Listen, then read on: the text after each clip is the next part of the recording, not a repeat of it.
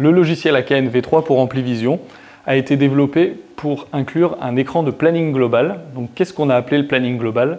C'est un écran au début de l'intervention qui sert à positionner tous les implants, donc tibiaux et fémoraux, et planifier toutes les coupes en se basant sur l'équilibrage ligamentaire.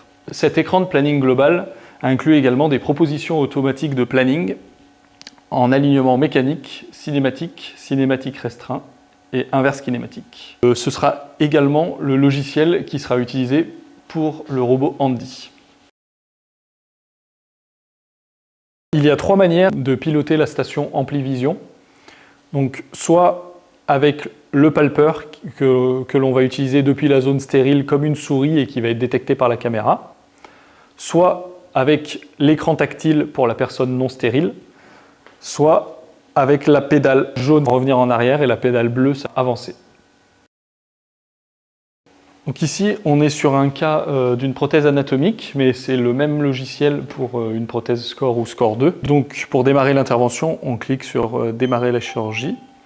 Ici, on va rentrer le nom du chirurgien.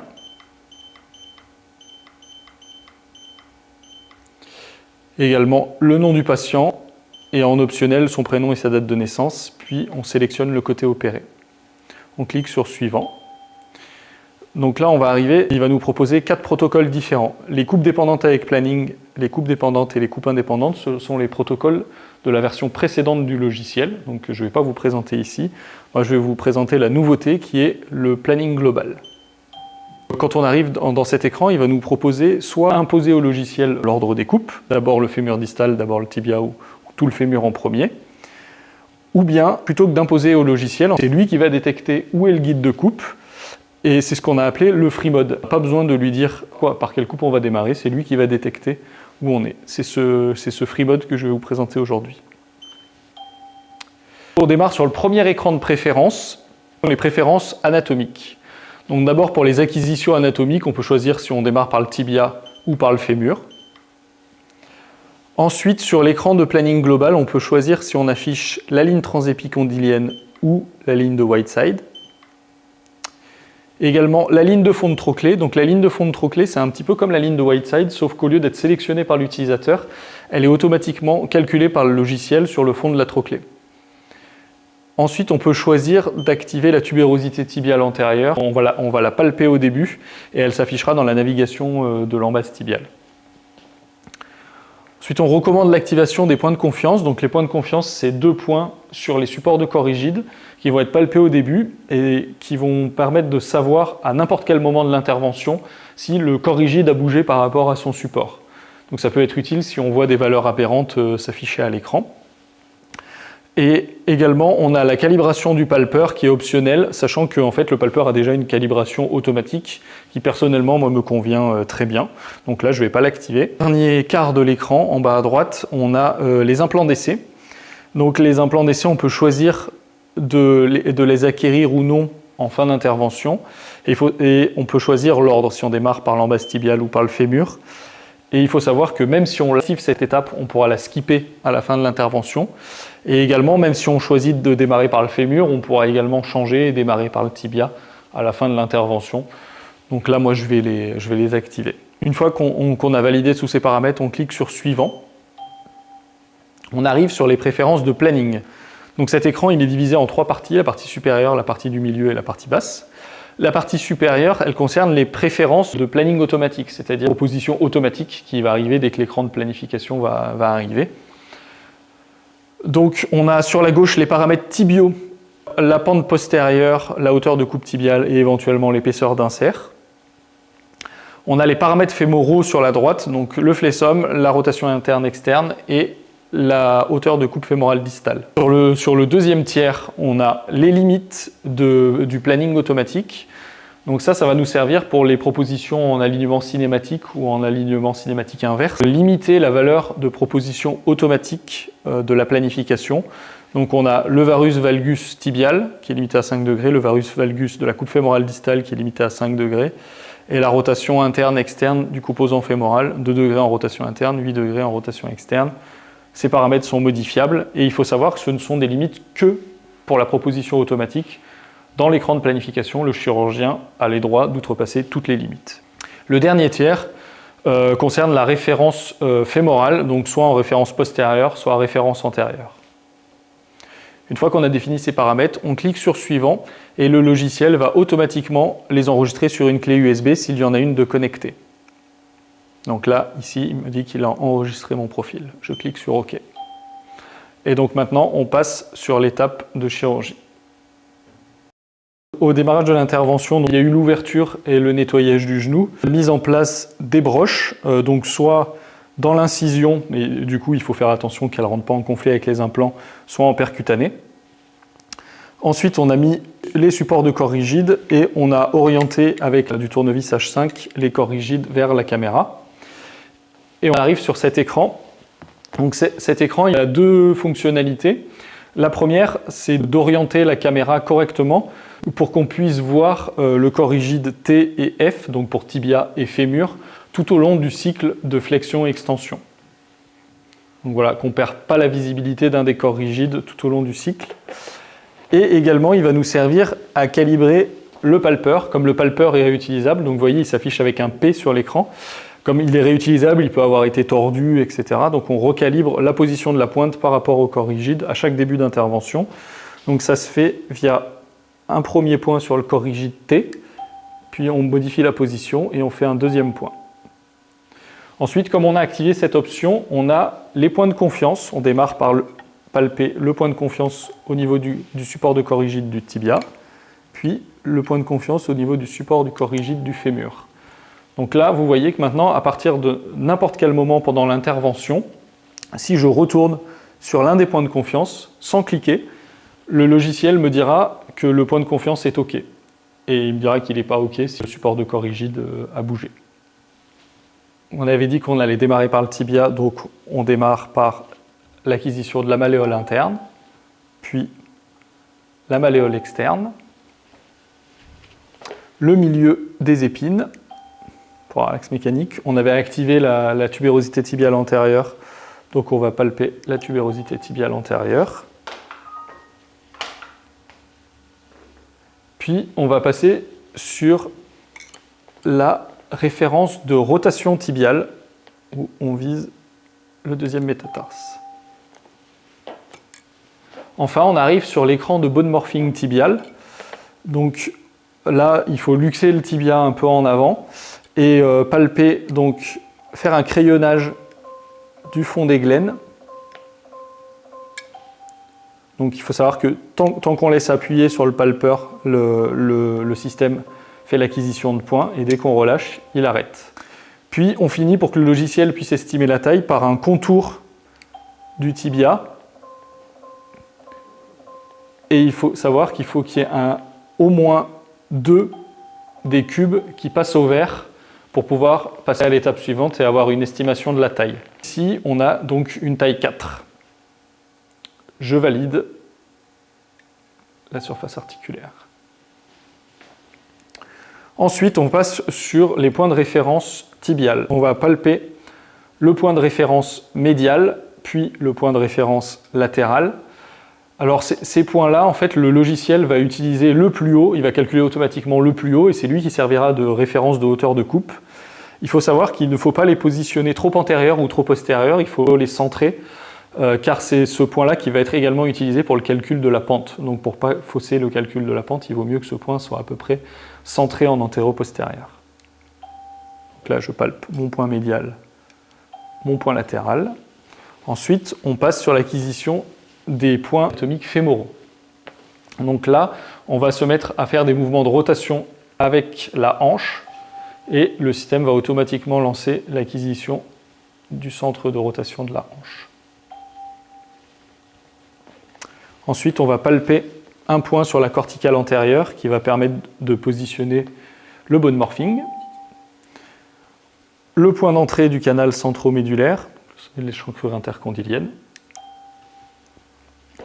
Le condyle postéromédial, puis le postérolatéral. Enfin, on arrive sur l'écran de bone morphing. Donc, comme pour le tibia, on va laisser appuyer et faire l'acquisition de toute la surface fémorale. Donc là, il faut que toutes les boîtes passent au vert, sinon on ne peut pas avoir l'estimation de la taille et passer à l'étape d'après.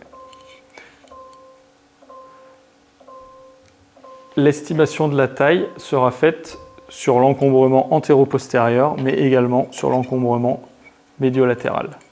Il ne faut pas oublier de positionner pas mal de points sur la corticale antérieure pour avoir une idée plus précise du notching fémoral.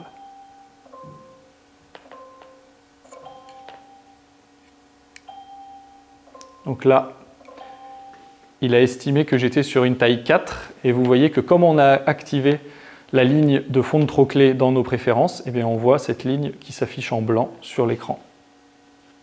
Donc là, je peux valider et passer à l'étape suivante.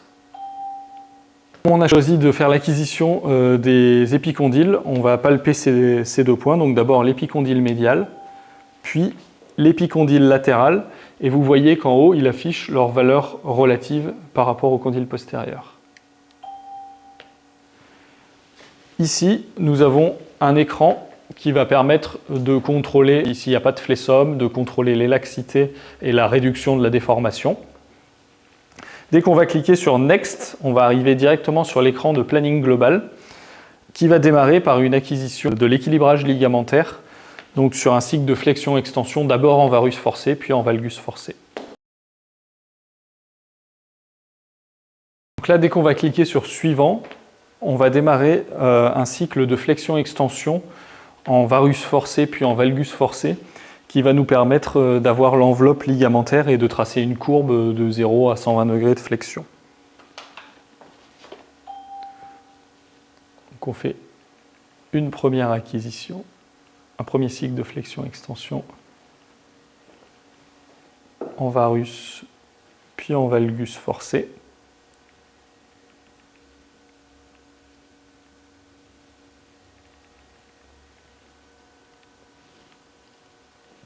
Puis on va cliquer sur la pédale bleue ou cliquer sur Stop pour arrêter l'acquisition.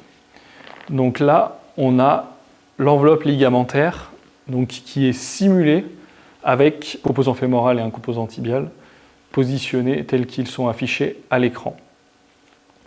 Donc il faut savoir que tous les paramètres soulignés sont modifiables. En haut, on a ici les valeurs du LDFA pour latéral distal femoral angle et du MPTA pour médial proximal tibial angle. Ensuite, on a les paramètres de hauteur de coupe distale, le varus valgus, qui s'affiche également ici pour le fémur. La rotation externe, la hauteur de coupe tibiale, le positionnement antéro-postérieur, la pente postérieure du tibia.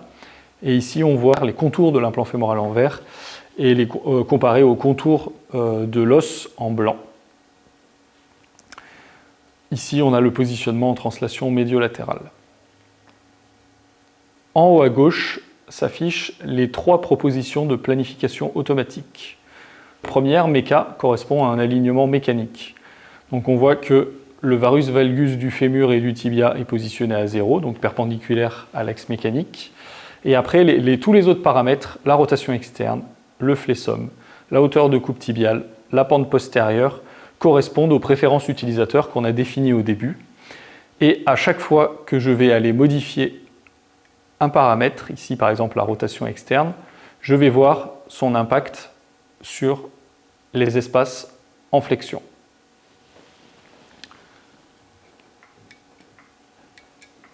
Ensuite, le deuxième algorithme correspond au Restricted Kinematic Alignment, RKA. Donc pourquoi Restricted? C'est parce qu'on a activé dans les options les limites. Et donc l'alignement cinématique, lui, quand on va cliquer dessus la première fois, il va nous demander des valeurs d'usure du cartilage. Tout simplement parce qu'ici, on a un bone morphing qui prend en compte et le cartilage et l'os, et que du coup, l'alignement cinématique étant un resurfaçage pré-arthrose, il va falloir lui indiquer une usure estimée du cartilage. Donc là, dans ce cas-là, je vais mettre à peu près 2 mm sur le fémur et sur le tibia en médial, dans un cas de varus par exemple.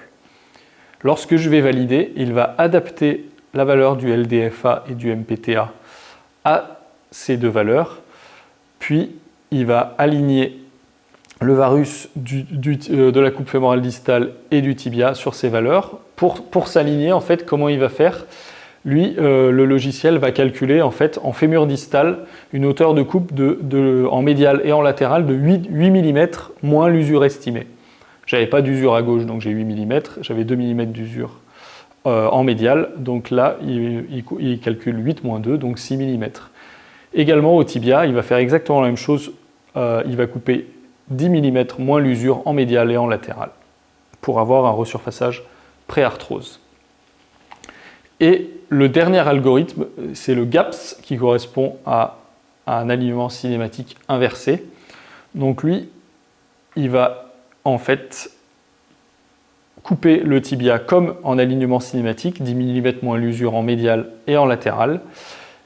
Et ensuite, il va modifier le positionnement antéro-postérieur, le varus valgus et la rotation du composant fémoral pour équilibrer les espaces au maximum et essayer d'avoir 10-10 en flexion et 10-10 en extension. On peut voir donc également l'orientation du fond de trochlée de la prothèse en vert et celui de l'os en blanc. Si on modifie le positionnement en temps réel, on peut voir ça sur tout le cycle de flexion-extension, ou bien on a des positions préenregistrées ici à 30, 60 et 80 degrés de flexion. On voit également si l'implant est en surstructure ou en sous-structure par rapport à l'os. On peut modifier la taille fémorale. Comme on est en référence postérieure, cela ne va impacter que la coupe antérieure. Par exemple, si je passe en taille 5, on voit que je modifie la valeur du notching ici.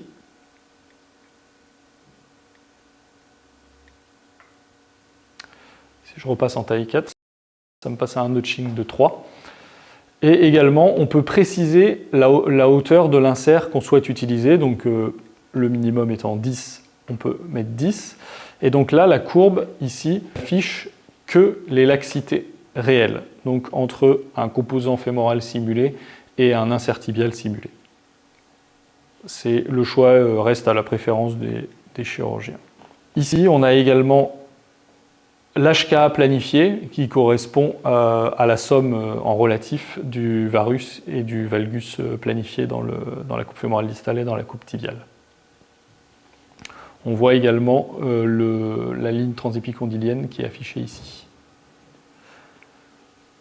Donc là, par exemple, si je me mets en alignement mécanique, le genou me paraît équilibré. Je suis d'accord avec le planning, je clique sur Suivant. Donc maintenant, on va passer dans l'étape de navigation des coupes. Donc dans l'étape de navigation des coupes, on a deux choix. Soit on utilise le guide semi-assisté qui permet de se rapprocher de la position que l'on souhaite et positionner un pins dans le trou qu'il y a ici. Et ensuite de pouvoir régler le varus valgus, la pente antérieure postérieure et la hauteur de coupe avant de positionner les pins finaux à 0 et le pins convergent. Ou alors, on va utiliser ce qu'on appelle le viseur universel qu'on va pouvoir positionner dans les fentes de coupe des instruments mécaniques. Que ce soit l'un ou l'autre, on utilise le corps rigide G pour guide que l'on va positionner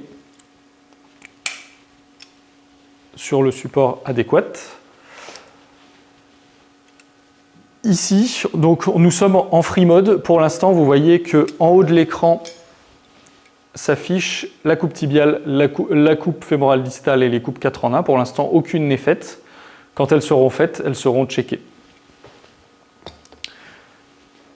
En free mode, vous voyez que si je m'approche du tibia, à ce moment-là, il détecte que je suis au tibia.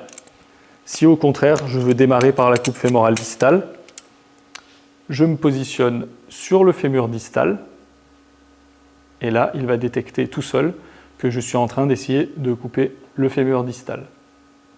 Donc, on choisit vraiment l'ordre que l'on souhaite. Donc là, je vais naviguer ma coupe. En bleu, les valeurs en bleu, c'est ce qu'on a planifié, c'est la cible.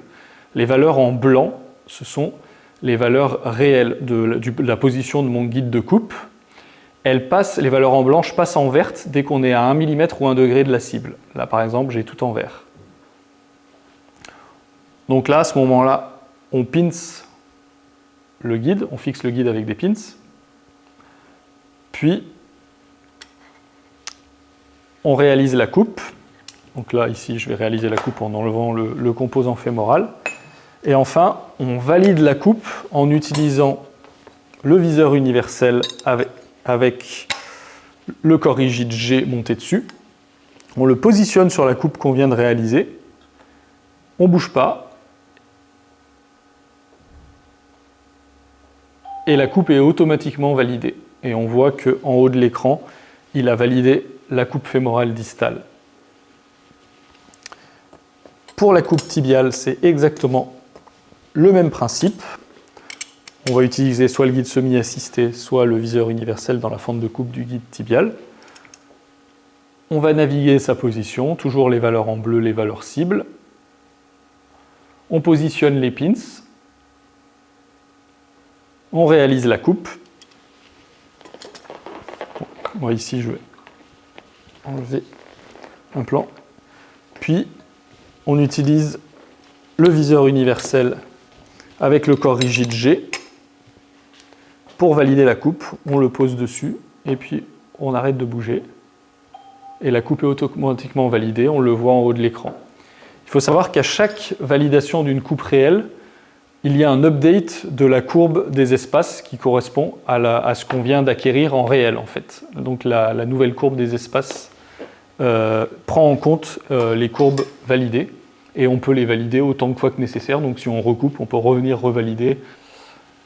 Il y a également un bouton qui permet de retourner au planning. Si par exemple là j'ai fait la coupe tibiale, la coupe fémorale distale, je passe à un spacer et je veux modifier quelque chose, ou alors je vois que je ne suis pas équilibré sur ma courbe des espaces, je peux ici cliquer sur le bouton et revenir au planning. Les paramètres forcément de coupe distale et de coupe tibiale sont plus modifiables, par contre je peux remodifier le positionnement antéro-postérieur et la rotation du composant fémoral. Dès que j'ai modifié ces paramètres, je peux cliquer sur Next. La dernière coupe, ce sont les coupes fémorales 4 en 1. Donc pour ça, on va positionner le viseur universel avec le corps rigide G à l'intérieur de la fente antérieure du guide de coupe de la taille planifiée. Vous voyez qu'elle est rappelée en bas à droite de l'écran. Et de la même manière, on va avoir ici les valeurs cibles en bleu et en blanc la valeur réelle. Et on passe en vert quand on est à 1 mm, 1 degré de la valeur cible. Une fois qu'on est bon, on positionne les broches et on réalise les coupes 4 en 1. Puis, comme pour les autres coupes, on va positionner le viseur universel sur la coupe antérieure et ne pas bouger pour effectuer la validation. De la même manière, si on modifie la coupe antéro-postérieure, on peut le revalider indéfiniment. Donc là, la courbe correspond au dernier update. On voit qu'on a en haut de l'écran validé l'intégralité des coupes. Donc on peut passer à l'étape des essais en cliquant sur Suivant. Comme on a démarré par l'essai fémoral et qu'on est sur une prothèse anatomique, il va falloir d'abord préparer la cage. Donc pour ça, on met en place le préparateur de cage.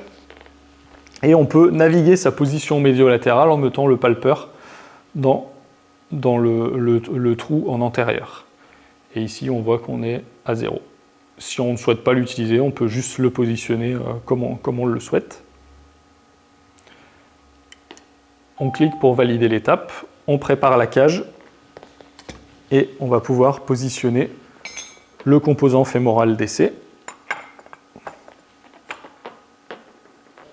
et faire les acquisitions des 3 points pour avoir accès au bilan de planification fémorale. Donc dans ce bilan, en fait, on voit en bleu, ce sont les valeurs planifiées, et en blanc, ce sont les valeurs réelles. Dès que je clique sur Suivant, on va passer à l'acquisition de l'embase tibiale. Donc pour l'embase tibiale, soit on va la positionner de manière standard, c'est-à-dire non navigué selon les préférences. Et on va faire l'acquisition des 3 points. À ce moment-là, le logiciel va afficher le bilan de planification avec en bleu les valeurs planifiées et en blanc les valeurs réelles. Soit, si le logiciel détecte le corps rigide G, à ce moment-là, on va pouvoir le positionner sur la poignée anatomique, sur la poignée de maintien d'embase, mettre l'embase sur cette poignée. Donc on va palper les 3 points pour lui dire de quelle taille il s'agit.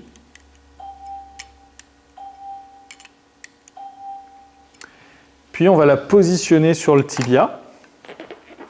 Et à ce moment-là, on va naviguer le positionnement de l'embase tibiale sur la coupe, avec, comme pour les écrans de navigation des coupes, en bleu les valeurs cibles et en blanc les valeurs réelles, voilà, qui deviennent vertes lorsqu'on s'approche de la cible. Et dès qu'on est bon, on valide avec la pédale bleue. Et de la même manière que quand on a fait l'acquisition avec les 3 points, on a le bilan tibial qui s'affiche, avec en bleu les paramètres planifiés et en blanc les paramètres réels, réalisés. Ensuite, on peut préparer le tibia, puis mettre l'insert d'essai.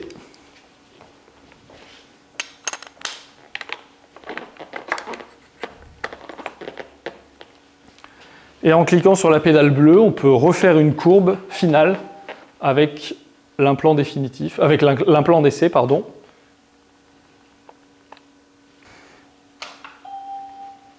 Et là, la partie naviguer est terminée. On peut soit tout enlever les broches et les supports de corps rigides, et à ce moment-là, on s'arrête là, soit positionner les implants définitifs et refaire un essai et une courbe avec les implants définitifs. Le logiciel est dès à présent disponible pour les stations Amplivision V2 et V3. Donc n'hésitez pas à contacter le service marketing pour que nous vous formions et nous vous le mettions à disposition.